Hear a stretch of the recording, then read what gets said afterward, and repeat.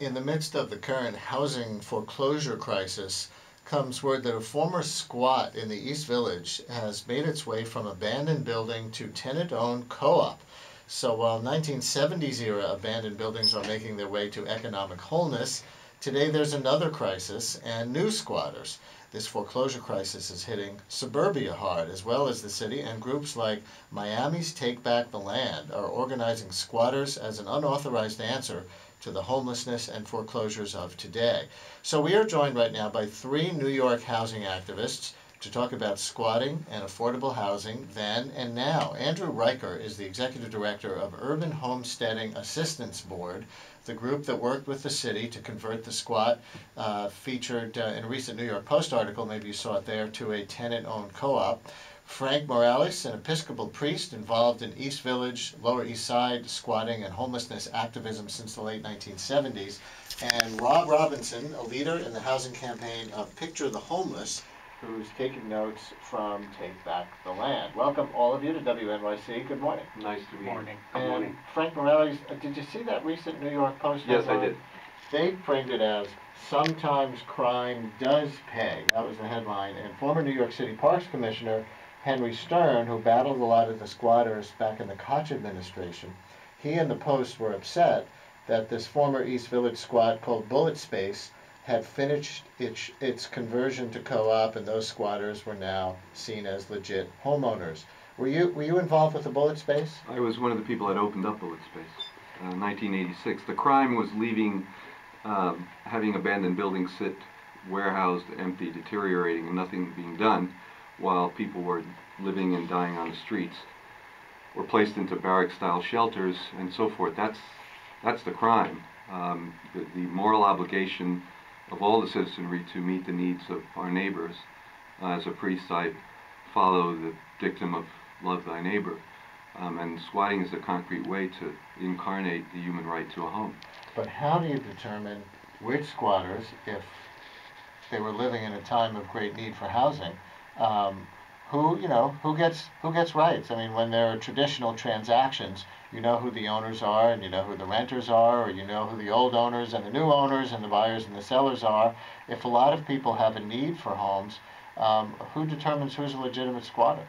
Well, I think the question is not to counterpoint those who are doing things in a certain way and others who are doing things in another way. We were very happy to collaborate with various numbers of groups who were doing things through the legal means. For instance, I was a legal homesteader in the South Bronx for a while. In 1986, HPD, the city, canceled any viable options legally for sweat equity, such that there were thousands and thousands of people who had applied for that kind of a lease, and they were turned down and not able to pursue it in any other way. Essentially, there was no way, and there remains till this day, no way for poor people to secure housing that they can afford. Squatting is the only way. And I'm not saying that rhetorically. There's not a dime going into poor people's housing in this country. The only way to secure housing, and I think it's also a moral obligation to provide housing for people. Housing is a human right. The right to speculate, even if I subscribe to the view that is a legitimate right, which I don't, but even if I did, the right to survive and the right to a home is certainly superior to that. Rob Robinson, is squatting making a comeback today? It's certainly making a comeback, and we as an organization look to folks like Take Back the Land and Frank Morales, who has a history here, and particularly maybe with the objections to my organization is a building a block south of here that I think is the epitome of landlord greed, and that's the Donald Trump building. And I myself, if I had a personal choice, that's the building I would squat in, because I think I could wipe out the entire homeless population of New York City by moving them into that 40-story That's a building. High-rise that's going up right now. Well, it's up. It's about 75% complete, and there's been no construction on it for about 6-7 months.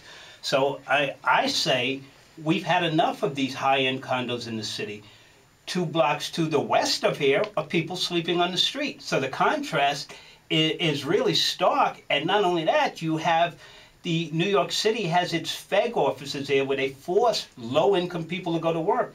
Between that and this building are people sleeping on the street. So it should raise the consciousness of the city that this type of construction needs to stop. And just for people who don't know, we are at 160 Varick Street, a couple of blocks south of Houston, so that's the neighborhood that Rob Robinson has taken such a thorough survey of. Can you broaden from there to the principles by which you think squatting becomes legitimate? I think you said it for this particular Trump building. Right. It's a building with a lot of space Right. on which construction has stopped. Right. Both of these gentlemen that spoke before me spoke of a very interesting fact that this city is neglecting its poor and low-income people. This government has an obligation, or any government has an obligation to house its people, but they're neglecting that. Governments are working with landlords who are basically looking to profit, and it's greed. It's based on greed.